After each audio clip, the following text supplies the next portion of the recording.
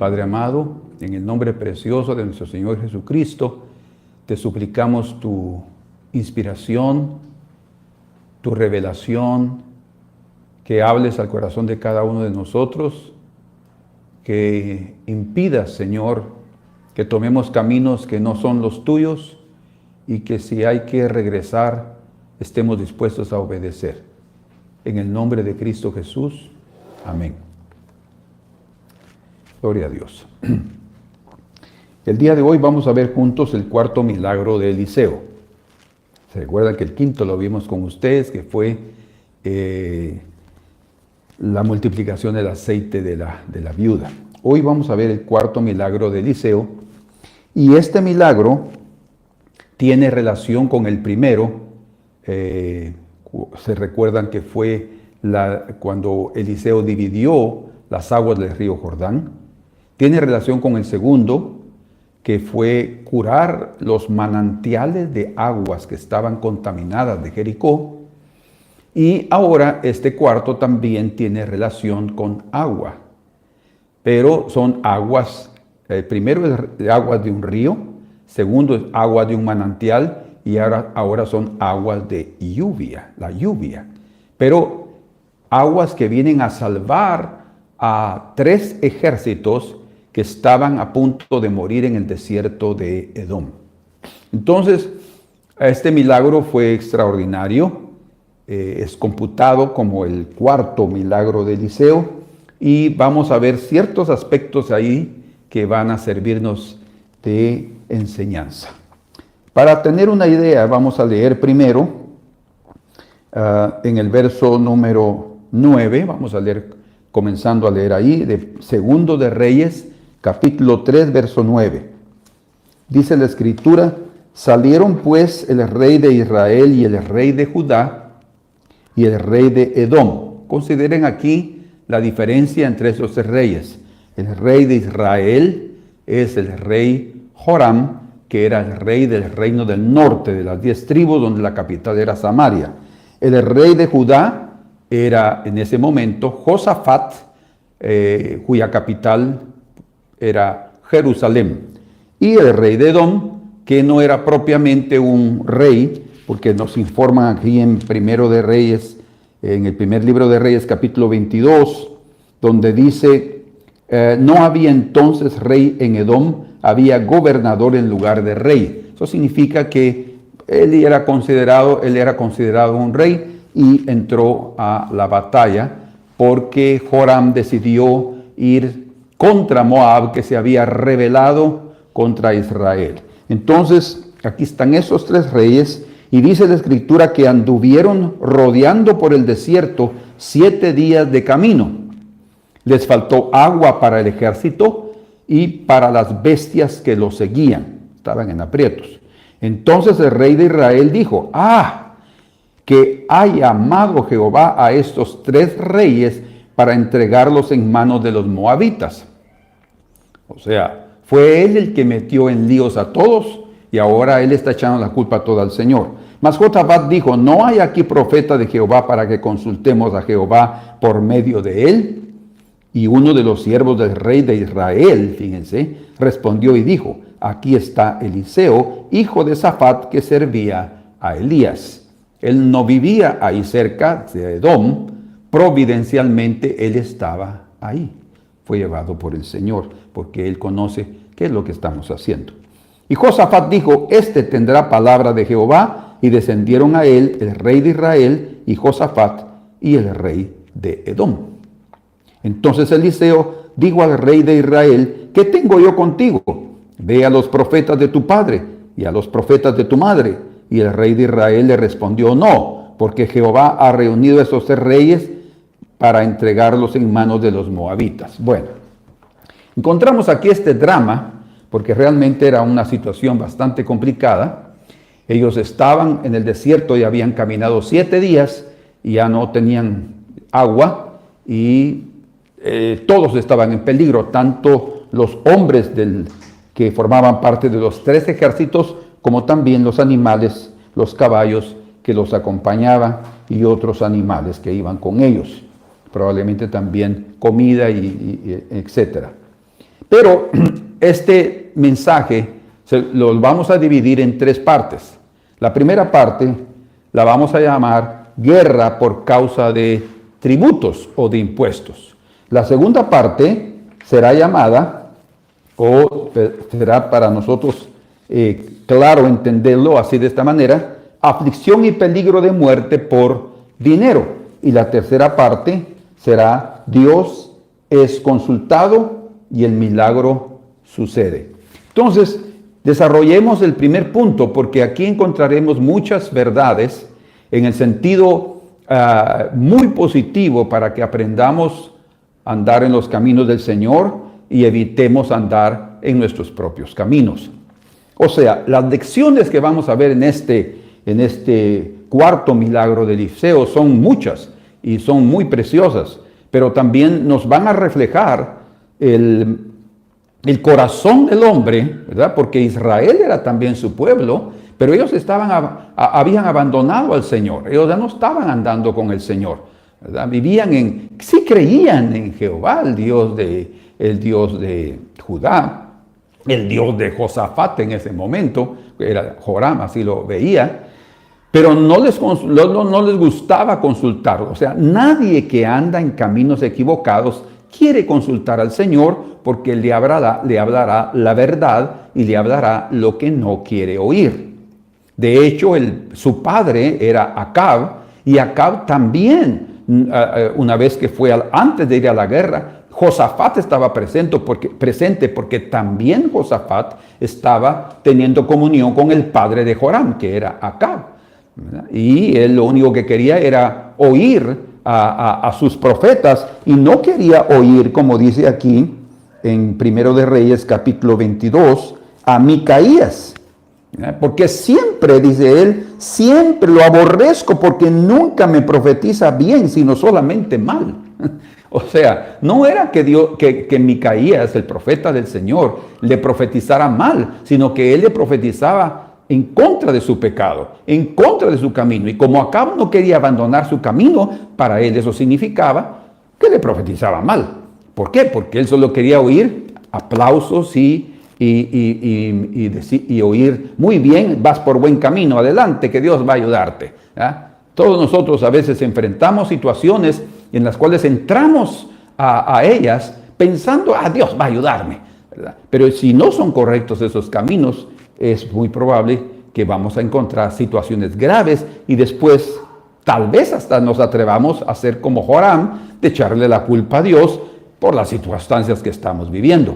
Pero eso no es justo, primero, no es correcto, segundo, y tercero, es realmente olvidarnos que también nuestras decisiones nos meten a los caminos que no son buenos y a sufrir consecuencias que a la larga podemos llegar a pensar que son juicios de Dios, pero son realmente el fruto de nuestra siembra. Entonces, Moab se había rebelado contra Joram, que era hijo de Acab. Ocosías, si ustedes leen en el principio de Segundo de Reyes, comenzó a reinar.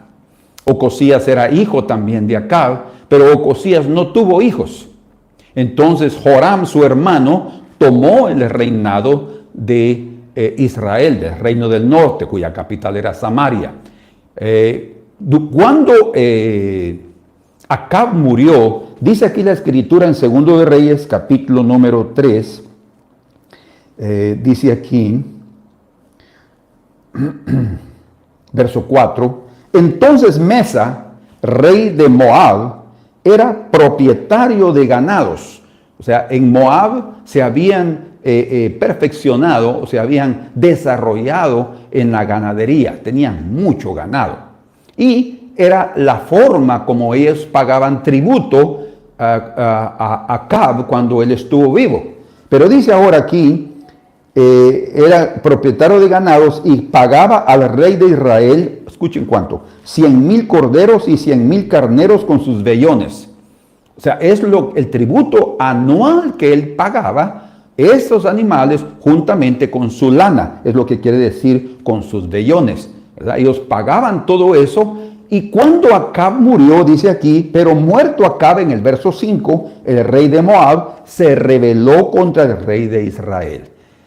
Cuando Joram tomó el trono, ya habían pasado 2 años, porque fueron 2 años que Ocosías reinó sobre Israel. Fue un reinado bien corto, eso lo leemos en el capítulo 22 de Primero de Reyes, verso 51. Ocosías, hijo de Acab, comenzó a reinar sobre Israel en Samaria el año 17 de Josafat, rey de Judá, y reinó 2 años sobre Israel. ¿Por qué leemos eso? Para que entendamos el contexto, porque el rey Mesa, el rey de Moab, durante 2 años no pagó más tributo. De hecho, era tan pesado para él, digámoslo de esa manera, a pesar de ser un incrédulo y idólatra y todo lo que podemos decir, pero eran unos reinos ahí vecinos de Israel, y Acab tuvo más fuerza para dominar sobre Moab, y el rey Mesa le tuvo miedo, tanto que siempre le estuvo pagando tributo. Pero cuando se murió, él dijo, ya no pago más. Entonces pasó 2 años disfrutando esa situación,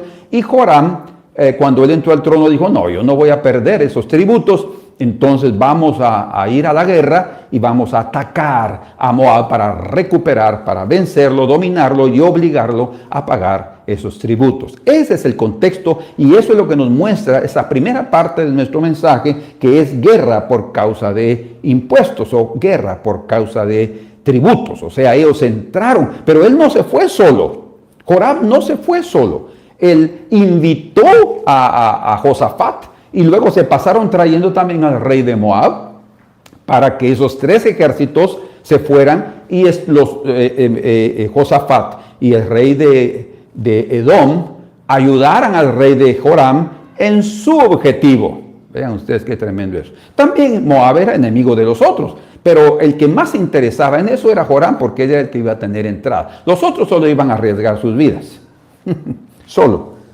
Así es que decidieron entrar en esa guerra, y obviamente arriesgaron sus vidas. No solo arriesgaron la vida de cada uno de los reyes, sino también de los soldados de los 3 ejércitos que habían ahí. Debe haber sido un ejército bastante grande. Entonces, la guerra que se inició, o la disputa que se inició ahí, era de Joram, que debemos dejar bien claro esto, y no de Josafat, ni el rey de Edom. Josafat, el rey de Judá, era un buen rey, pero él tenía serios problemas. A pesar de ser un rey que hacía la voluntad de Dios y servía en muchos aspectos, uno de los problemas que él tenía era que tenía comunión con los impíos, ¿verdad? Él no debería de tener comunión con el impío Acab. De hecho, su padre, Asa, él había luchado contra Israel, pero cuando él tomó el trono de su padre, él pensó que era bueno tener comunión con esos reinos porque eran hermanos, pero no, a pesar de que eran parte del mismo pueblo, aquellos se habían desviado del Señor, habían abandonado al Señor, y su serio problema era la comunión con los impíos. Y segundo, él podría haber consultado al Señor cuando fue invitado por Joram para ir a la guerra. Él consultó al Señor ya que estaban en el serio problema, pero él podría haber consultado, Señor, ¿quieres tú que yo lo haga? Pero debido a su hábito, debido a su inclinación de querer tener comunión con todos, eso le impidió consultar al Señor, y pensó que su decisión podía ser correcta y sabia. La relación que Lot tuvo con los moradores de Sodoma y Gomorra le causaron serios problemas y serias consecuencias. De hecho, los moabitas y los amonitas vinieron después de una relación con sus hijas, una relación de incesto, ¿verdad?, que prácticamente vino después de ese periodo que ellos pasaron en Sodoma y Gomorra. Entonces, su comunión con ellos fue letal. De hecho, me gustaría leer lo que dice en Génesis capítulo 18 y el verso número 23. Dice, y se acercó Abraham y dijo, al Señor cuando él está orando, intercediendo, ¿destruirás también al justo con el impío? Vean ustedes, se iba a derramar destrucción sobre Gomorra y sobre Sodoma, y ahí estaba Lot. O sea, esas son las consecuencias. De hecho, podemos recordarnos que cuando Josafat fue a pelear con el papá de Joram a aquella guerra contra los sirios, dice que el propio Acab le dijo, mira, ¿vas conmigo? Sí, claro, digo, voy contigo. Entonces, ¿sabes? Yo me voy a disfrazar y tú te vistes con tus vestidos reales. Sí, dijo el otro. Y se fue con sus vestidos reales y entraron a la batalla, a la guerra. Y cuando la guerra se puso seria, dice que cuando los soldados vieron, los capitanes vieron que ahí estaba alguien vestido de rey, fueron contra él. Y dice la escritura, aquí está bien cerquita, y dice, verso 31 del capítulo 22 de Primero de Reyes, mas el rey de Siria había mandado a sus 32 capitanes de los carros diciendo, no peleéis ni con grande ni con chico, sino solo contra el rey de Israel. Cuando los capitanes de los carros vieron a Josafat, dijeron, ciertamente, este es el rey de Israel. Y vinieron contra él para pelear con él, mas el rey Josafat gritó. Viendo entonces los capitanes de los carros que no era el rey de Israel, se apartaron de él. Estuvo a punto de morir en esa batalla, solo por su comunión con los impíos. O sea, viéndolo, no me interesa tanto ver lo que Joram hizo, su intención de recuperar los recursos que él había supuestamente perdido. Recursos que ni siquiera eran de él. Del reino, tal vez, pero era Acab el que los había tomado con la guerra, dominando a Moab, y tenía esas entradas de tributos. Pero ya habían pasado 2 años y ahora él quería recuperar eso, ¿verdad? Pero Josafat pudo haber muerto en aquella batalla con Acab, pero no aprendió la lección. Y dice la escritura que cuando él gritó, entonces los capitanes se dieron cuenta que no era él el rey de Acab, no era el rey de Israel, que no era Acab. ¿Qué fue lo que gritó? Yo no lo sé, ¿verdad? Pero tengo la impresión que pudo haber gritado, yo no soy Acab, ¿verdad? Y entonces dice que no lo encontraban porque el hombre estaba disfrazado, el sinvergüenza. Entonces los arqueros del ejército de Siria lanzaron al aire, dice, y una flecha llegó exactamente y le entró en el costado al rey Acab y lo mató, tal como Micaías, el profeta, había dicho que moriría en esa batalla. Miren qué tremendo es. Y aquí yo quiero llegar a ese punto muy importante. Bien dice la escritura hablando de Josafat, su nombre quiere decir Jehová ha juzgado. Jehová juzga. Jehová está en medio de nosotros y Él determina las situaciones que también cada uno de nosotros va a vivir de acuerdo a sus propias elecciones, inclinaciones y decisiones en la vida. Pero Él falló en consultarle al Señor. Falló. Él no tenía por qué ir a esa batalla, porque dice aquí, y envió a decir a Josafat, Joram, el rey de Moab se ha revelado a mí, no a ti. ¿Irás tú conmigo a la guerra contra Moab? Todavía estaba preguntando y él dijo, sí, iré porque soy como tú, mi pueblo como tu pueblo y mis caballos como los tuyos. Y aquí entonces él tomó la decisión de ir. Pero hermanos, el punto en este instante es viéndolo desde la perspectiva de Josafat. Él podría haber consultado al Señor y así como recibió una respuesta en la consulta en medio de la aflicción, él podría haber recibido una respuesta divina en aquel momento antes de entrar a la aflicción. Nosotros tenemos la inclinación de orar cuando ya estamos en serios problemas, ¿no es cierto? Pero el consejo de Dios es que nosotros aprendamos a orar, a consultarle antes. Él quisiera guiarnos. Dios es nuestro pastor. Él nos guiará a delicados pastos, dice. Él quiere llenar nuestro corazón de alegría y de regocijo. Él no nos va, cuando habla de que el Espíritu puede introducirnos o colocarnos en pruebas, Él nos va a dar las fuerzas para que salgamos con gran victoria. Pero en aquel momento Josafat debió haber consultado al Señor. Y quiero hablarles así de una forma más amplia esta cuestión de consultar al Señor. porque tenemos un registro bíblico en el cual un gran hombre de Dios, como lo era Josué, tampoco consultó al Señor y entraron a un serio problema. Él con Dios y el pueblo con él, ¿verdad? Y después también todos estaban en gran angustia por lo que había sucedido. Ustedes se recuerdan ya en Josué capítulo 9, habla de cómo los gabaonitas llegaron a engañar al pueblo para que creyeran que ellos eran un pueblo distante y no de la tierra de Canaán. El Señor les había dicho que aquellos pueblos que fueran distantes y no de la tierra, y si ellos aceptaban paz, que podían rendirse y ellos les podían servir y pagar tributos también.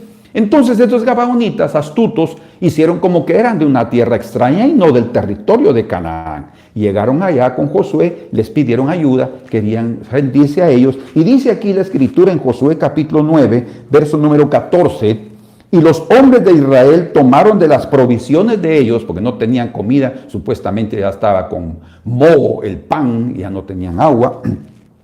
Y dice algo aquí increíble, y no consultaron a Jehová. Y no consultaron a Jehová.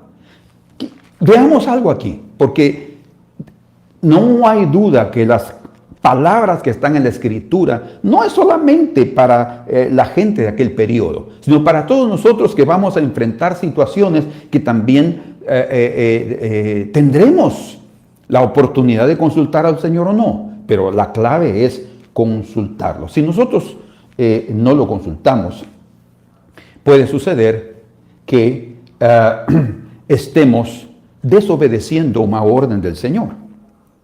Y por no consultarlo, no nos vamos a dar cuenta. Porque Josué, en aquel momento que llegaron los gabaonitas, él podría haber llegado delante del Señor. El Señor le hablaba a Josué. Oye, Señor, ¿qué hago? Ellos son del pueblo de Canaán. Podría haberle dicho el Señor. Y entonces Josué ha dicho, no, usted me está engañando. Pero no lo hizo. Y como, escuchen esto, y como no consultó al Señor, el Señor guardó silencio. Y él y el pueblo terminaron desobedeciendo una orden que el Señor había dado de destruir a todas las naciones de la tierra de Canaán. Entonces, vean ustedes cómo es que nosotros podemos llegar a fallar en los mandamientos del Señor, en las órdenes del Señor, en los caminos de Dios, cuando no consultamos. A veces pensamos, no, esto no necesita que lo consultemos, vamos aquí que yo lo hago. Hermanos, Dios pueda tener misericordia de nosotros y nosotros podamos también tener la humildad suficiente para reconocer que en muchas cosas de nuestra vida nosotros somos el 100% los causantes de lo peor. Pero cuando nosotros consultamos al Señor, podemos encontrar en Él la fuente de la sabiduría, podemos encontrar en Él la fuente de la iluminación y del cuidado y de cómo Él puede protegernos de situaciones adversas en la vida. El error de Josué, entonces, fue no consultar al Señor. El error de Josafat también fue, antes de la guerra, no consultar al Señor. Si no lo consultamos, después vamos a tener un serio problema. Hay una parte en la Escritura que me llamó mucho la atención estudiando sobre esto, porque lo encontramos en el libro de Sofonías. En el libro de Sofonías, capítulo 1, el Señor está hablando aquí del principio, desde la destrucción sobre la faz de la tierra, y la destrucción aquí y allá. Y dice en el verso 4, se extenderá mi mano sobre Judá y sobre todos los habitantes de Jerusalén y exterminaré. Él está hablando de exterminar dentro de su pueblo. Pero ahora van a ver ustedes por qué viene ese exterminio. Dice aquí en el versículo número 5, y a los que sobre los terrados se postran al ejército del cielo, había idolatría. Y a los que se postran jurando por Jehová y jurando por Milcom, otro dios, había idolatría, un sincretismo religioso, una mezcla. Verso 6, y a los que se apartan de en pos de Jehová, de abandonar la fe, y a los que no buscaron a Jehová ni le consultaron.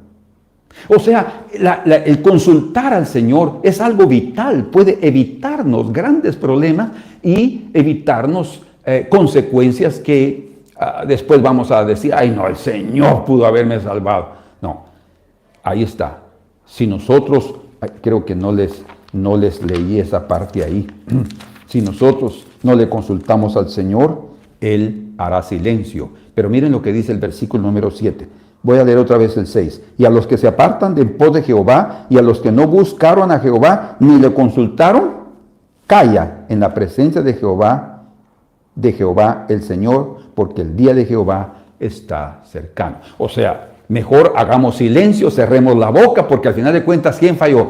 Los que no consultaron. Entonces, si buscamos al Señor antes de aplicar nuestras decisiones, o sea, antes de ponerlas en práctica, podremos librarnos de grandes problemas y de sus grandes consecuencias. En el verso número 9, vemos ahí que ellos estuvieron rodeando el desierto, dice, era el desierto de Edom, porque fue lo que orientó Josafat. Josafat era el rey de mayor experiencia en la guerra. Por eso es que Joram le preguntó aquí en el verso número 8, y dijo, ¿por qué camino iremos? Y él respondió, por el camino del desierto de Edom. Era el camino más largo, pero era el camino, según él, más seguro para atacarlos por el sur, ¿verdad? No quería entrar aquí atravesando el Jordán, porque ahí es donde estaban la parte más poderosa del ejército de Mesas, rey de Moab, y iba a ser más difícil para ellos. Pero ese trayecto no solamente fue muy largo, cansó a todos, sino que al final de cuentas no encontraron agua, y ahí entonces eran ellos los que estaban en serios problemas. Bueno, Josafat no debiera haber aceptado primero la invitación de Joram. Muchas veces nosotros también podemos entrar a peleas, a guerras, a pleitos que no nos corresponden. Cuando nosotros queremos pasar de muy sabios, pasar de muy listos, a pasar de muy buenos, vamos ahí a ayudar, ¿y qué hacemos? Nos metemos a problemas de otros. Terminamos defendiendo a los que no debemos defender. De hecho, como ya les dije, él casi muere cuando él pelea con Acab, el papá de Joram, y en esta también casi muere de sed, ¿verdad? Debido a estar ahí ayudando a los que no debía de ayudar. Como ya lo mencionamos, es triste pensar que nosotros muchas veces, después de tantas situaciones difíciles, no aprendemos la lección. Pero Dios nos dé la gracia para que podamos realmente aprender la lección. Como dice el libro de Proverbios 25:8. Oigan esta palabra sabia. No entres apresadamente en pleito, o en una guerra, o en una batalla, o en una contienda. No sea que no sepas qué hacer al fin. Si se entra apresadamente, como aquí dice, no vas a saber qué hacer al fin. Y escuchen lo que dice después del final del verso. Después que tu prójimo te haya avergonzado. Después de que tu prójimo te haya avergonzado. De hecho, aquí encontramos a Joram echándole la culpa a Josafat. Eres tú el que escogiste este camino. Yo te pregunté por dónde y dijiste por el sur. Y mira el problemón que estamos. Y no solamente tú, es el Dios en que tú crees. Ah, sí, porque fue lo que le dijo. Dice en el verso número 10. Entonces el rey de Israel, Joram, dijo, que ha llamado Jehová a estos 3 reyes para entregarlos en manos de los moabitas. ¿Quién los estaba entregando a la muerte? ¿Quién los estaba entregando al mal? ¿Quién los había introducido en una situación muy difícil? Según él, Jehová. O sea, al final de cuentas, terminamos por nuestras malas decisiones pensando que es el Señor que tiene la culpa, porque Él no me defiende, porque Él no me guía, porque Él no me quiere, porque... No es nada de eso. Es simplemente que nosotros necesitamos aprender a consultar al Señor. Sin embargo, a veces, y lo tenemos que reconocer, solo buscamos al Señor cuando la necesidad o la aflicción nos obligan, ¿verdad? En este caso, ya están en una crisis tan terrible, están muriendo de sed y entonces buscan al Señor. Es lo que dice aquí en el verso número 11. Mas Josafat dijo, no hay aquí. Y fíjense dónde estaban. Estaban en el sur, en Edom. Ahí no moraba, otra vez lo quiero mencionar, Eliseo no moraba ahí, pero él estaba cerca del lugar. De alguna manera Dios lo había orientado para llegar a aquel lugar y servir de ayuda, de provisión espiritual para toda esa gente que estaba ahí. Bueno, en el Salmo 84, en el verso número 6, dice algo fantástico. 84, verso 6 dice: atravesando el valle de Baca. Eso quiere decir, atravesando el valle de lágrimas, lo cambian en fuente, cuando la lluvia llena los estanques. ¡Qué impresionante! Bueno, buscamos al Señor cuando estamos presionados, cuando ya no aguantamos, entonces vamos a buscar al Señor. Tenemos que aprender a consultar al Señor desde el principio. El Señor quiere evitarnos problemas, pero somos nosotros los que entramos a ellos por la falta de no consultar. Bueno, pero a pesar de eso, el Señor también hace milagros en medio de nuestra, digamos así, de nuestras decisiones, ¿verdad? De nuestros problemas serios. Aún en ellos el Señor puede hacer grandes milagros. ¿Por qué? Por su misericordia, no porque la merezcamos, por su misericordia y porque Él también ama a su pueblo. Por tanto, antes de iniciar algo en tu vida, consulta al Señor. Él quiere guardarnos del mal, del camino del mal y de sus consecuencias. Hay hay otra parte aquí, otro salmo, otro versículo en el libro de los Salmos, solo que ahora en el verso 34, que dice algo también maravilloso. Dice: busqué a Jehová y Él me oyó y me libró de todos mis temores. A pesar de que estamos en serios problemas, busquemos al Señor, consultemos al Señor. Por eso es que ahí está diciendo a Josafat: ¿no habrá aquí alguien, un profeta de Dios, para que consultemos al Señor? O sea, no fue suficiente decir ellos ahí: Señor, ayúdanos. No, necesitaban consultar a alguien que los pudiera orientar. Y en ese caso, ahí estaba cerca, gracias a Dios, Eliseo. Bueno, entonces, a veces hay pleitos por dinero. En este caso, recuerden, era por tributos y ellos por cuestiones de dinero estaban en ese problema. Quiero mencionar algo muy importante aquí. A veces, cuando es pleitos por dinero, lo mejor puede ser salir perdiendo o salir perjudicado que tratar de ganar. Porque lo mejor es perseverar con vida y no ganar y encontrar la muerte. Cuestiones de dinero son muy delicadas. Las personas, de hecho, llegan a esclavizar a otras por cuestiones de dinero. Alguien que le tiene una deuda muy grande se convierte en un esclavo de aquel que le prestó dinero. Y en esos casos, cuando hay problemas serios, pueden haber consecuencias serias, ¿verdad?, de la misma intensidad que es el préstamo. Entonces, en ese momento de aflicción, un poco tarde, entre comillas, pero aún se manifestó el milagro del Señor, ¿verdad?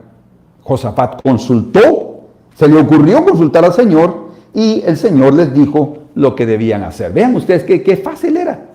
El Señor estaba ahí para decir lo que tenían que hacer. Él se los pudo haber dicho antes, ¿verdad?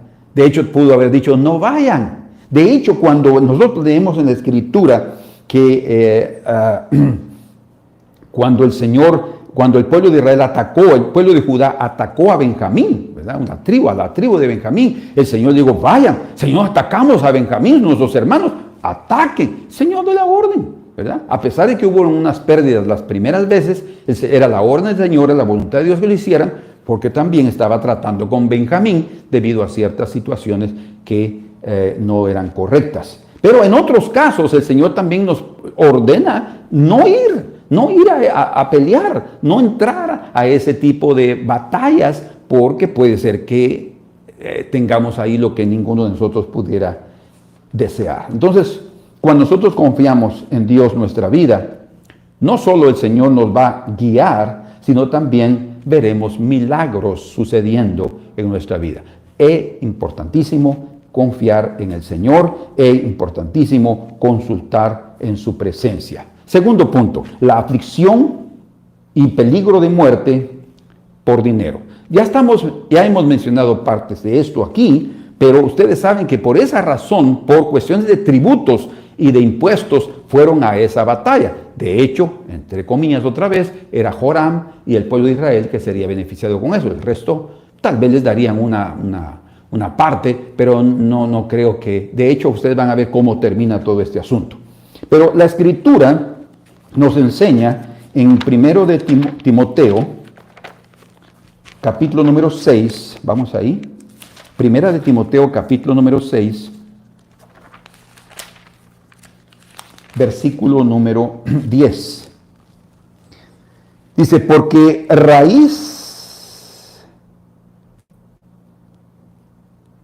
vamos a leer antes. Verso número 6. Pero gran ganancia es la piedad. Oigan, por eso me detuve, porque vi esto. Pero gran ganancia, lucro, es la piedad, vivir correctamente y honestamente, acompañada de contentamiento. ¿Verdad? ¿Por qué no contentarse? Decir, bueno, ya no quiero pagar, yo también no voy a entrar en problemas, no voy a meter a mi ejército en problemas, no quiero que mueran mis hombres, de alguna manera vamos a conseguir más provisión. Porque nada hemos traído a este mundo y sin duda nada podremos sacar. Tremendo, ¿no? Así que teniendo sustento y abrigo, estemos contentos con esto.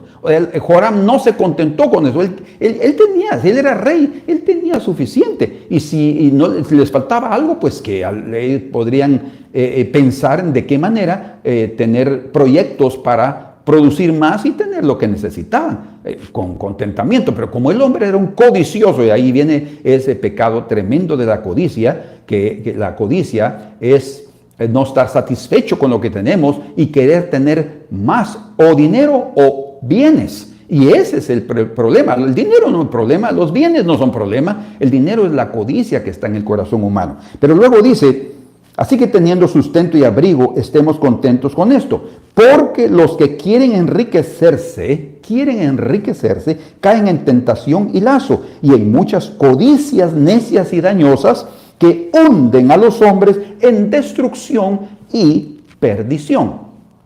Porque raíz de todos los males es el amor al dinero. No es el dinero el problema, no son los bienes, no son las cosas. Dios quiere bendecirnos. El problema es el amor al dinero. ¿Qué es eso? La codicia. Y dice, el cual codiciando algunos se extraviaron de la fe y fueron traspasados de muchos dolores. Entonces hay consecuencias de la codicia. El Señor quiere librarnos de cada una de esas cosas. Y termina diciendo aquí en el verso número 17 del capítulo 6 de 1 de Timoteo, a los ricos de este siglo manda, les dice Pablo a Timoteo, que les enseñe. A los ricos de este mundo manda que no sean altivos, ni pongan la esperanza en las riquezas, las cuales son inciertas, sino en el Dios vivo que nos da todas las cosas. Es el que nos da las riquezas. Todas las cosas en abundancia, para que las disfrutemos, que lindo es el Señor. Que hagan bien, que sean ricos en buenas obras, dadivosos, generosos, atesorando para sí buen fundamento para lo porvenir, que echen mano de la vida eterna. Entonces, prácticamente, haciendo lo bueno, siendo generosos en las cosas del Señor y también a nuestro semejante, al prójimo, nosotros vamos a tener un buen porvenir. Bueno, entonces, Josafat ahí falló. La codicia del rey de Joram lo contaminó y él no meditó en esas consecuencias. Cuando Josafat le dijo por dónde irse, el propósito era tomar por sorpresa, como ya mencionamos, al rey de Moab y su ejército. Era Josafat el más experiencia en la batalla, y por eso él lo mencionó. ¿Por qué vuelvo a repetir esto? Porque ahora en este otro punto, Joram toma ese argumento para ahora acusar a Josafat de ser el culpable del problemón en el cual se encuentra. Fíjense, él primero lo invitó para ir, el otro aceptó ingenua o tontamente, y ahora está oyendo las palabras de aquel que no camina con el Señor. Entonces, eso lo comprometió con el rey Joram, que aprovechó la oportunidad para echarle la culpa, no solo a Josafat, sino al Dios de Josafat, ¿verdad? Es lo que él está diciendo ahí. Que ha llamado Jehová a esos reyes, no el Dios de sus padres. Por eso es que cuando Eliseo le habla cuando están ahí, cuando llegan estos reyes, dice que él ni lo mira, ni mira a Joram. Dice, ve a consultar a los profetas de tu padre y a los profetas de tu madre, yo no tengo nada que ver contigo. O sea, ¿por qué estás viniendo aquí? Pero él no estaba llegando ahí por Joram, estaba llegando ahí por Josafat. Pero el otro sabía que tenían que hacer algo y estaban en serios problemas y querían oír algo del Señor.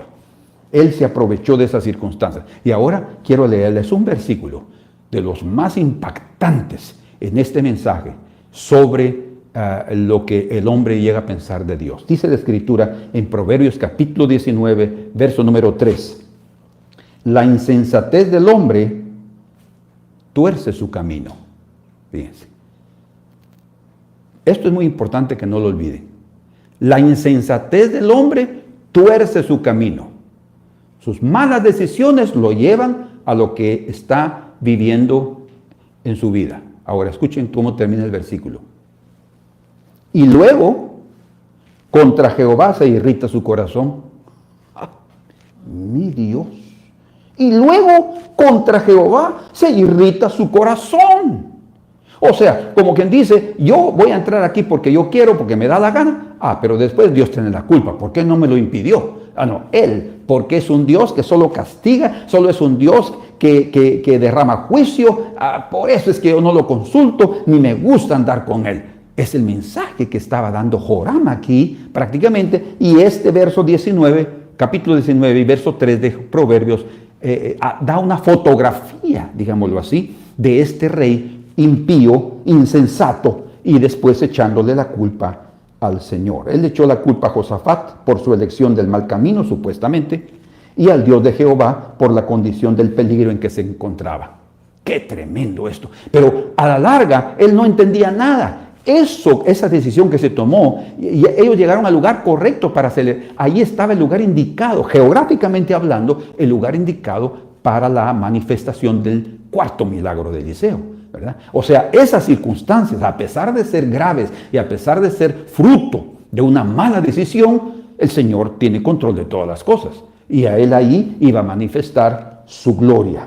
Bueno, entonces leemos aquí en el capítulo 3 y verso 13, entonces Eliseo dijo al rey de Israel, y ya lo mencionamos aquí, que tengo yo contigo, ve a los profetas, pero luego en la segunda parte del verso dice, es lo que quiero mencionar, y el rey de Israel le respondió, después de que le digo, ve a los profetas de tu padre y a los profetas de tu madre, le dijo, no, ellos no tienen la culpa, en otras palabras.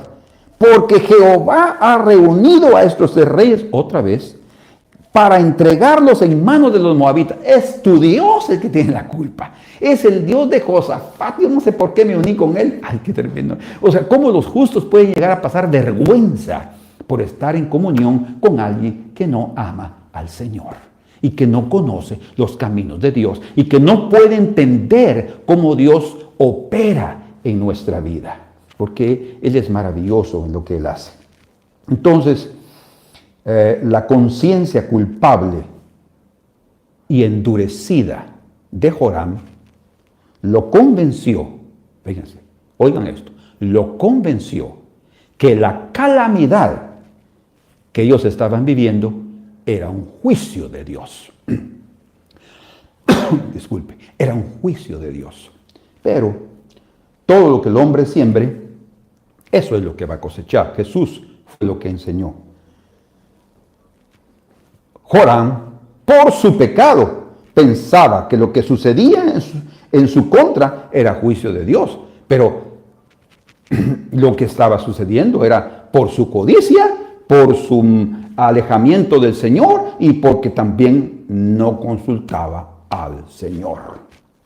Bueno, llegamos aquí a nuestra última parte. Hermanos, no existe independencia de nuestros actos con la soberanía de Dios. Nadie puede pensar en esta vida, aunque sea un impío que no cree en Dios, ni siquiera puede saber este principio, porque esto puede ser considerado un principio. Pero no existe independencia de los actos de cualquier hombre en relación a la soberanía de Dios o en relación a la voluntad de Dios. Nada se escapa, porque Él continúa reinando sobre todos.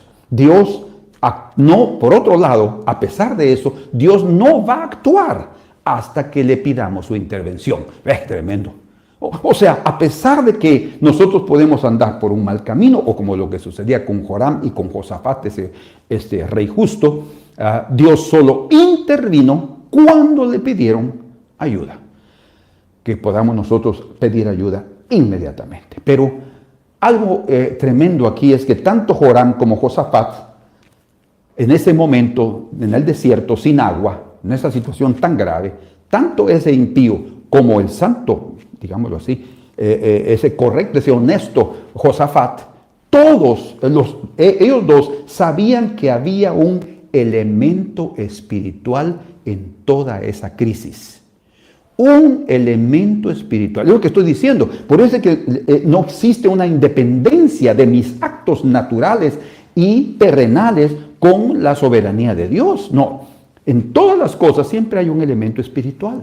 Por eso es que ellos consultaron. Ellos no se quedaron ahí. Ellos pudieron haber muerto, hermanos. Si no existe, si no sucede ese milagro de las aguas, que Eliseo vamos a ver ahorita en detalles, si no sucede ese milagro, ellos hubieran muerto. Entonces necesitaban de ese elemento espiritual en medio de la crisis. Joram, por otro lado, se quejaba. No, que es por Dios, porque Él tuvo la culpa, porque no nos quiere. No. Josafat, no. Oremos, busquémoslo, preguntémosle. Él ya estaba con un corazón humilde. Ven ustedes esos dos corazones de dos reyes que estaban unidos, pero eran tan diferentes. Por eso es que no deberían de caminar juntos. Joram solo echaba la culpa a Dios, nunca fue su consejero y no hizo de Dios su propio Dios. Por eso es que él se hundió en la desesperación. Es lo que sucede. Cuando nosotros estamos en serios problemas, las personas se hunden en desesperación y en depresión y en angustia porque no tienen a un Dios. Ni lo consultaron al principio y cuando están en crisis también no tienen ni las fuerzas de hacerlo, o tal vez sus propias conciencias no los deja tranquilos para pedir ayuda a alguien que realmente por su misericordia puede ayudarnos. Joram era como su padre Acab, que no le gustaba consultar a Jehová.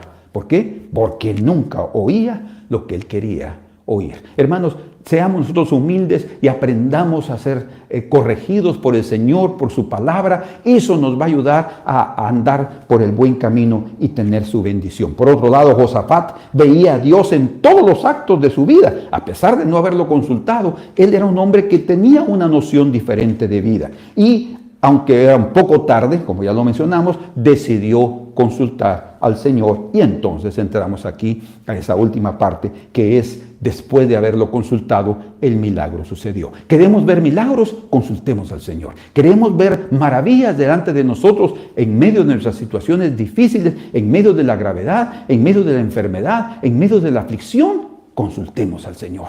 Él tiene una respuesta para nosotros. Y dice aquí, en el verso número 15, mas ahora traedme un tañedor, y mientras el tañedor tocaba, la mano de Jehová vino sobre Eliseo. O sea, la intervención divina apareció, es lo que quiere decir. Quien dijo, así ha dicho Jehová, haced en este valle muchos estanques. Primero, para que sucedan milagros, tiene que existir Dios. Dios es la fuente de todo milagro, ¿verdad? Tiene que haber, como hemos visto en el anterior milagro, la palabra del Señor, la palabra profética de Dios. Pero luego hay una parte humana.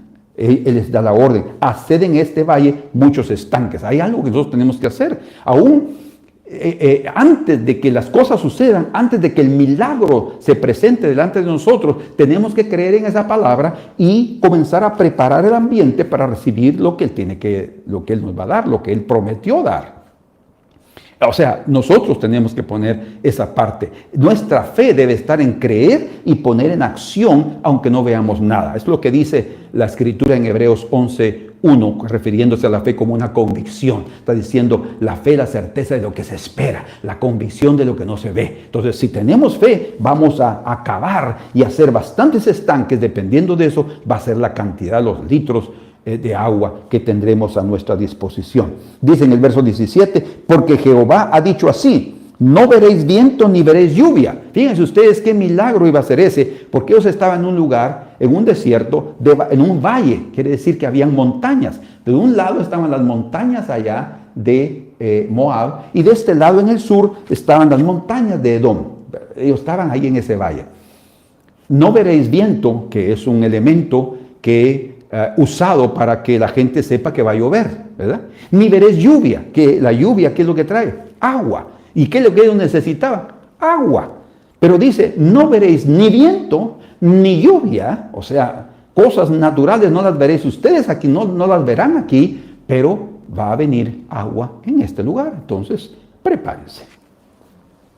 Entonces, dice, pero este valle será lleno de agua, no habrá ni viento ni lluvia, pero este valle será lleno de agua, y beberéis vosotros y vuestras bestias y vuestros ganados. O sea, todo lo que ustedes piensan que se iba a perder, que se iba a morir, ahora va a sobrevivir, porque Dios milagrosamente enviará esas aguas. Y así sucedió. Ese día comenzaron a cavar y a cavar y a cavar, y todo el ejército, en lugar de ir a pelear, lo que hicieron fue, se convirtieron en excavadores. Cavando estanques y cavando estanques, porque de eso dependía su vida, de la palabra del Señor, de obedecerla, dependía su vida. Y dice dice el verso 18, y esto es cosa ligera. Vean qué tremendo. Aquí les da el Señor no solamente la provisión, sino también le da dos promesas. Primero, la promesa del agua, y segundo, la victoria sobre el rey de Moab. Les da una promesa doblada. Y dice aquí, y esto es cosa ligera en ojos de Jehová, entregará también a los moabitas en vuestras manos, y destruiréis toda ciudad fortificada. Y ahí les da la orden. Y aconteció, dice pues, que por la mañana, cuando se ofrece el sacrificio, qué interesante esto, porque en la mañana, más o menos cuando se está levantando el sol, 6 de la mañana, 7, 8, 9 de la mañana, ahí cuando el sol se comenzó a levantar, dice que vinieron, aquí dice, y aconteció que pues por la mañana, cuando se ofrece el sacrificio, he aquí vinieron aguas, sí, estoy cierto, por el camino de Edom, no por la parte de Moab, sino por las montañas de Edom, comenzaron a correr aguas, y a correr y a llenarse. Dice, camino de Edom, y la tierra se llenó de aguas, todos sus estanques se llenaron de aguas. O sea, no se oyó ni viento ni lluvia en aquel lugar, pero hubo un torrencial del otro lado de la montaña que trajo aguas que corrieron, ¿verdad?, como ríos por todas esas montañas hasta llegar al valle.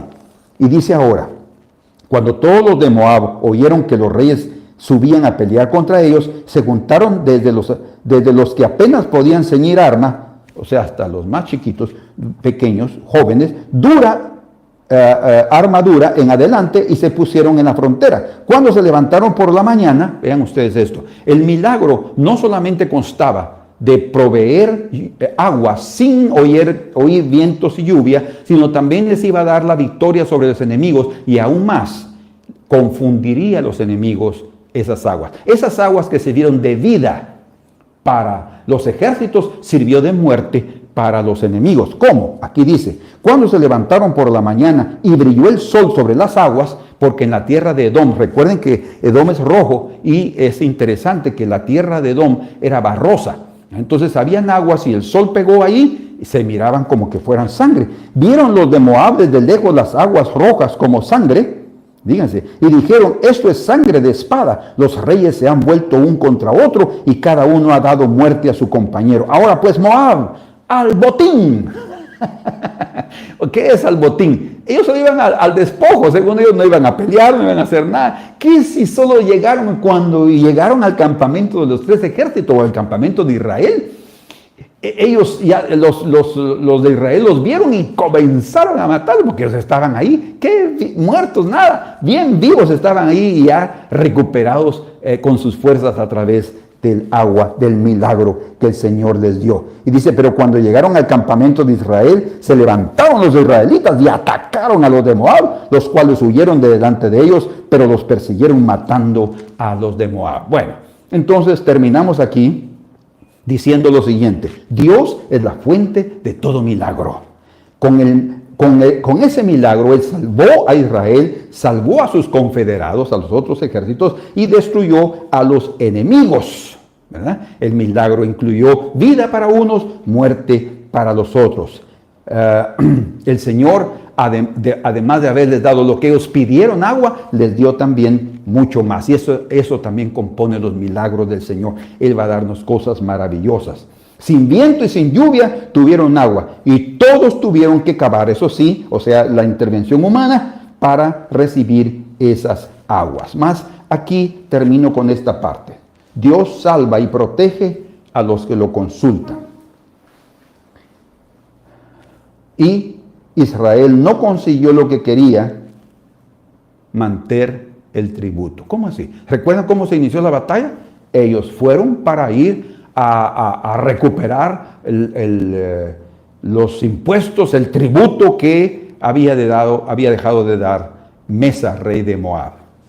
Y se arriesgaron todos, arriesgaron 3 ejércitos con sus reyes, y al final de cuentas vieron un gran milagro, pero el Señor no estaba con ellos para ir a recuperar ese dinero. Solo los salvó por su pura misericordia. Y dice que al final, vean ustedes lo que sucedió. Y cuando el rey de Moab vio que era vencido en la batalla, tomó consigo 700 hombres que manejaban espada para atacar al rey de Edom, que él vio el más frágil. Mas no pudieron, dice. Entonces, después de eso, vean lo que sucedió. Es uno de los versículos más confusos en el Antiguo Testamento, de los versículos que pueden traer hasta mala interpretación. Pero veamos lo que aquí sucedió para que lo entendamos claramente. Entonces arrebató a su primogénito que había de reinar en su lugar.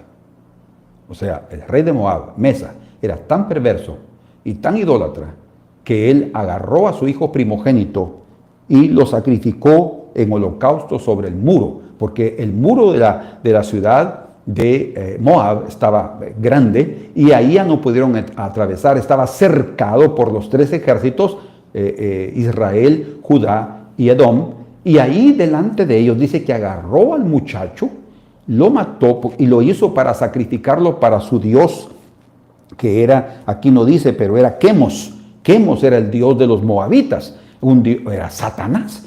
Él lo sacrificó, lo entregó, esa vida humana, sacrificó esa vida humana que era su primogénito, el que lo iba a suceder en el trono, y fue algo terrible. Y dice aquí, y lo sacrificó en holocausto sobre el muro, y ahora escuchen, y hubo grande enojo contra Israel, y se apartaron de él, y se volvieron a su tierra. ¿Qué sucedió? Escuchen esto. Por eso les mencioné que habían 3 reyes: el rey de Israel, el rey de Judá y el rey de Edom. Israel, capital Samaria; Judá, capital Jerusalén; y Edom debe de haber sido el monte Senir. Pero, ¿qué sucedió? Aquí dice que hubo grande enojo contra Israel. No dice contra Judá. El enojo no fue contra Judá. Porque ¿quién fue el que inició esa batalla? Joram. O sea, tanto Josafat como el rey de Edom y todos sus soldados se sintieron tan consternados y tan afectados con la muerte de aquel muchacho allí por la maldad y la idolatría y el poder de las tinieblas que estaba sobre Moab, porque él lo hizo para que su rey, su Dios, con minúscula, Quemos, alejara a esos ejércitos, y ellos se fueron. Tal vez él se quedó pensando que su Dios tenía el poder. No, pero no fue eso. El Señor les dio la victoria sobre Moab. Los destruyeron, pero no les permitió que obtuvieran lo que querían. No obtuvieron el tributo y no obtuvieron los impuestos que ellos querían recuperar. Solo pasaron esa vergüenza, solo se arriesgaron, solo pasaron penas, vieron el milagro de Dios, pero no les dio eso que estaban buscando. Todos se apartaron de Israel. ¿Qué dice aquí? Hubo grande enojo contra Israel. No está diciendo que el juicio de Dios cayó sobre Israel. No, está diciendo que hubo enojo, no de parte de Dios, sino de parte... Bueno, Dios también estaba molesto con el camino de ellos, pero fue el ejército que se alejaron, dice ahí, y se apartaron de él y se volvieron a su tierra. Ahí se acabó todo y Moab se quedó con su reinito y no hicieron lo que era el principio. Entonces, ¿cuál es la lección tremenda que sacamos de aquí?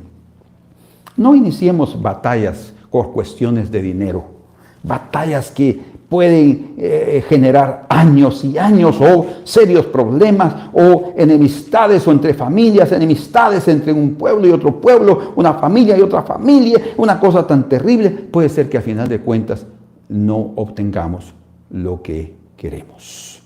¿Verdad? Yo he visto, aquí conozco a una persona que entró a un juicio terrible por cuestiones de dinero. ¿Verdad? Y se dividió la hija con la mamá, todo por la influencia del marido, porque estaban queriendo una herencia para ellos terrible. La bendición de Dios se pierde de esa manera, ¿verdad? Hoy, como dije al principio o en medio, es mejor salir perjudicados o estar con vida que salir ganando y encontrarse con la muerte, ¿verdad? Entonces, que el Señor nos dé a cada uno de nosotros el mensaje que necesitamos oír a través del cuarto milagro de Eliseo. El cuarto milagro fue proveer aguas en medio de nuestra angustia, en medio de la angustia de este pueblo, en medio de que ya estaban a punto de morir. El Señor les dio vida porque ellos consultaron al Señor. Padre amado, te suplicamos en el nombre de Jesús que tú nos enseñes grandes lecciones a través de esta experiencia donde en el contexto alrededor del cuarto milagro de Eliseo. Aguas en el río Jordán, aguas en Jericó y ahora aguas de lluvia, de un río, de una fuente y ahora de lluvia cayendo para dar vida a aquellos que estaban en grandes dificultades. Señor, te queremos agradecer por tu gran misericordia, por tu bondad, por tener compasión de nosotros y de soportarnos, de guardar silencio cuando debes de guardar, pero por favor no nos dejes andar en nuestros propios caminos. Ayúdanos a consultarte cada situación de nuestra vida para que tengamos la sabiduría y tu bendición, Señor, en cada acto y que los frutos sean preciosos para la gloria de tu nombre. Amén. Que Dios los bendiga y un fuerte abrazo a todos y el Señor nos permita continuar con este estudio. Amén.